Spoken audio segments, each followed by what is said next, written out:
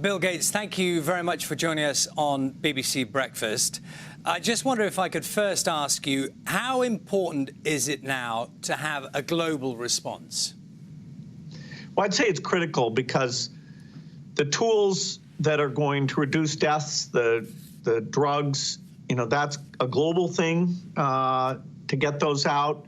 And the thing that'll get us back to the world that we had before coronavirus is the vaccine and getting that out to all 7 billion people. And so the efforts to test those, to build the factories, to understand, is it safe and ready to go? That's a global problem. So I'm glad, that people are coming together to find where is the best work and combine that. The factory will be in a different country than the science is in. This is the whole world working on probably the most urgent tool that's ever been needed. Can I ask you to just reflect a little more on the way that world leaders thus far have responded to the crisis? Well, there's the period when I and other health experts were saying that this is the greatest potential downfall the world faced, going back quite a ways with a speech in 2015 and a New England Journal of Medicine article about the specific thing. So, we definitely will look back and wish we had invested more so that we could quickly have all the diagnostics, drugs, and vaccines. We underinvested, which was my goal, was to get that to happen. We did do CEPI, which helped with some of the vaccine platforms, but not even 5% what we could have done. Then there's the period where the virus shows up in those first few months. What were the tests prepared? Did countries think through getting their ICU and ventilator capacity up? There'll be time for those postmortems. Very few countries are going to get an A grade for what that scrambling looked like. And now here we are. We didn't simulate this. We didn't practice. So both the health policies and economic policies, we find ourselves in uncharted territory.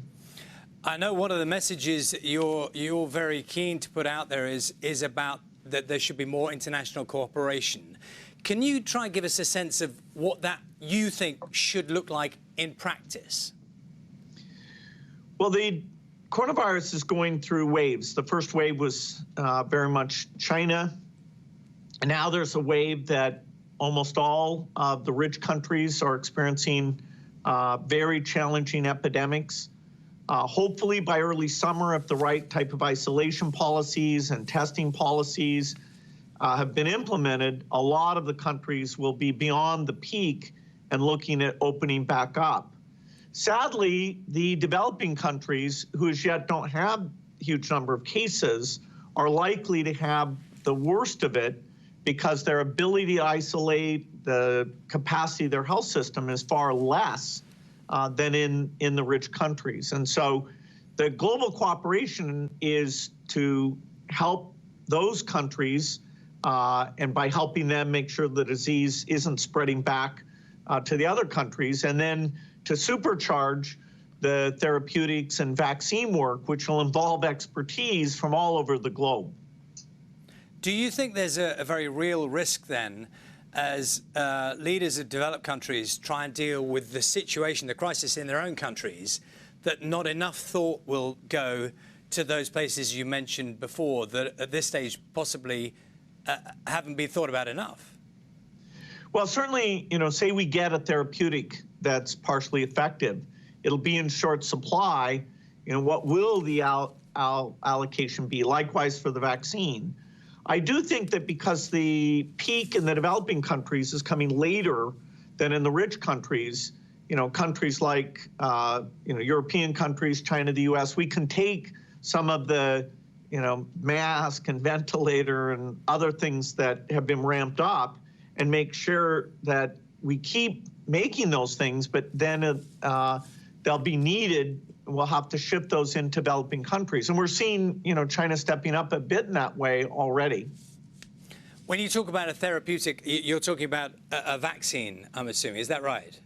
No, I use therapeutic for treating somebody who's ill. So that would be like, you know, maybe, although the evidence is very, very weak, hydroxychloroquine, remdesivir. There's antivirals, antibodies, all sorts of things. The foundation created the Therapeutics Accelerator that's looking literally at thousands of things that you would give, that you treat somebody. That is only after you get sick. And of course, the vaccine is a protective to prevent you from getting sick. Now, can I ask you, in relation to the vaccine, I know that you've donated a sum of money in relation to that. Just talk me through what do you think are the key elements around developing a successful vaccine? Is it money? Is it political will? What do you think are the key elements to that? Well, we definitely need to fund the research and the manufacturing and the distribution. The distribution piece for developing countries will be Gavi, where the UK has always been super generous on that.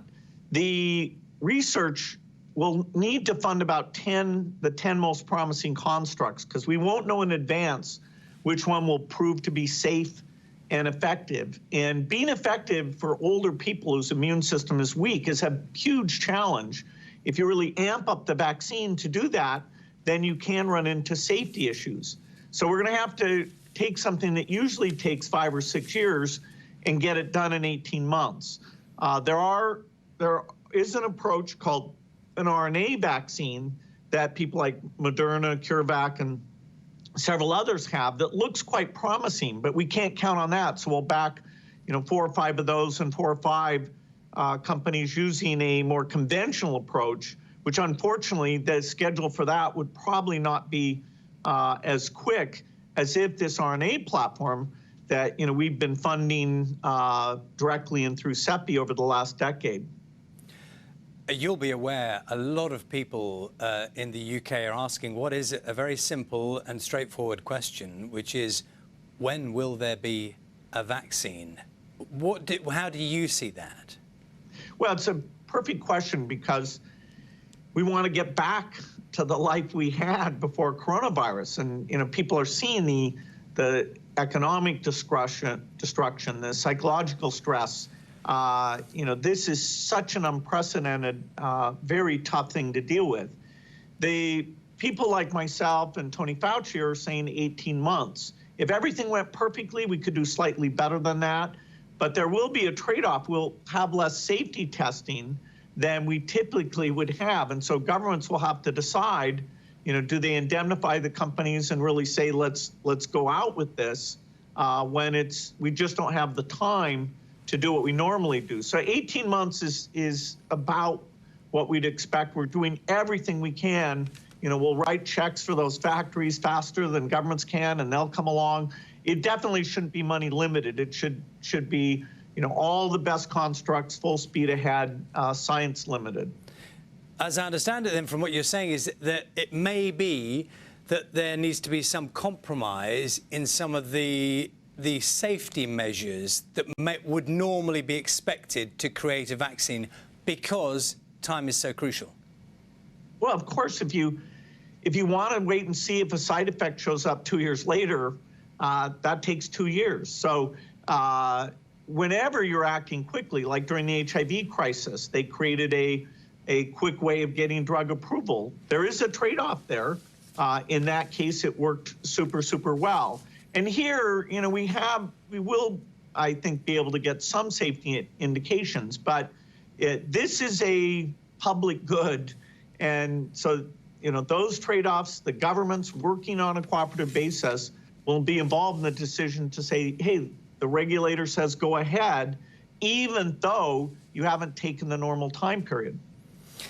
Do you think world leaders now are listening in a way they didn't out of necessity, bearing in mind, and I know you referenced it before, in 2015 you gave one of those TED Talks, and if people go back and listen to it now, it was extraordinarily close to what is happening now. You were talking about the real risk of a pandemic across the world. Did you feel like you were listened to then? No. The investments that could have been done so that diagnostics would have been essentially immediately available, drugs in less than half the time, the vaccine in less than half the time. Most of those investments were not made. Now, CEPI is the exception to that, but that's about 5% of what could have been done. Now we're scrambling, and it's taking us much longer to get these pieces together, even though scientists are doing heroic work. So, unlike the defense budget that prepares us for wars, where we simulate the problem and we make sure we're good at it, this risk, which I viewed as even greater than the risk of war, there was very, very little preparation. Very few of these germ games where you try out and say, okay, how do you build up the ICU capacity? Can you make ventilators? How do you prioritize the diagnostics? That we're just figuring out as we go. Do you think that, do you think, partly a financial decision, that it wasn't deemed to be worth investing that money in something that maybe other people didn't see as clearly as you? Well, it's got to be governments, because there's no private sector incentive for something that's uncertain like this. And even when it happens, you have to charge mostly a break-even price for things that are helping out with a global crisis like this. So, people still saw war as something to fund. In the less than 10% of that would have been needed for this, people just didn't organize their government to have that function. I do think now, because this has been so dramatic, we weren't ready for this pandemic, but I do think we will be ready for the next pandemic. And using the new tools of science, that's very, very doable. Well, that really was my next question. I mean, given what you said in 2015, and you were very clear, people didn't listen. Are you optimistic that now, and obviously we need to get out of the immediate situation, but there will be a different mindset around the fears around viruses and pandemics?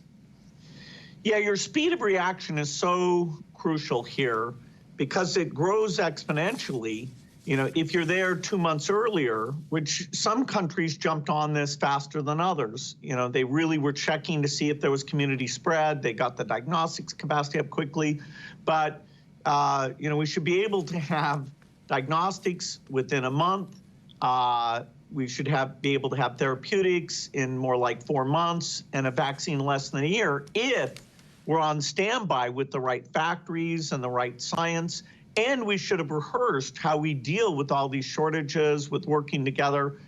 So a really good system for seeing this early and making sure we jump on it before the curve gets to a meaningful part of the population, that is achievable. I know you reflected for a moment on this earlier on in the interview, and it is inevitable that here in the UK we ask our politicians questions about the way they've reacted, and to a degree it's inevitable that that thought process will be something that happens in the future that we look back on. I mean, can you sort of talk us through what you see from what's happened so far? Well, a big missing piece is that funding the research for these type of vaccines. Actually our foundation is the biggest funder of vaccines for infectious disease. There could have been more. CEPI is the one thing that did happen there.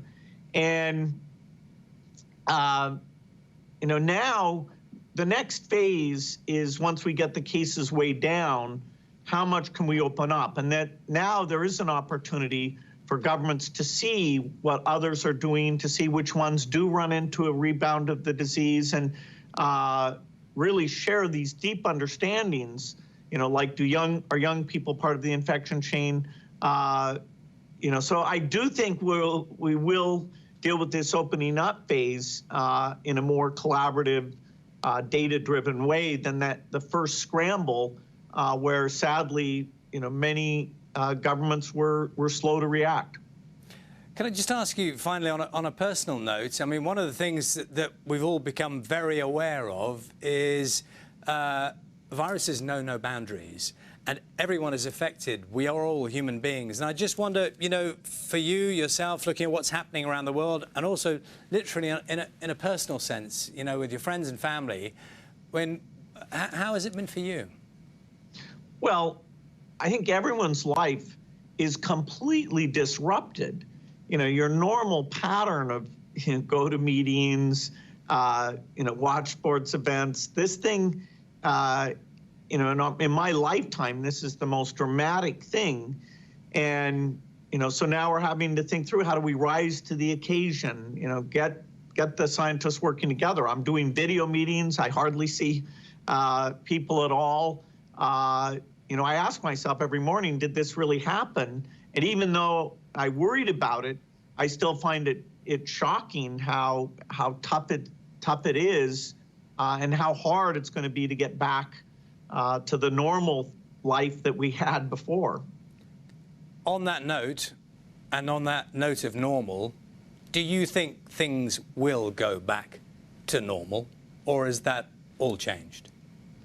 No, once you have a safe and effective vaccine and get that out to almost all of the people on the planet and build the preparatory systems for the next pandemic so you can nip it in the bud, we will go back to normal and economies will recover.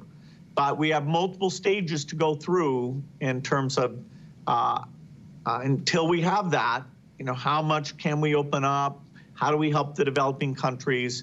But the economy eventually will go back to where it was.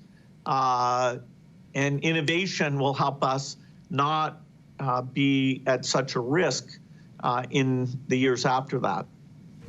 Bill Gates, very good to speak to you. Thank you very much for your time. Thank you.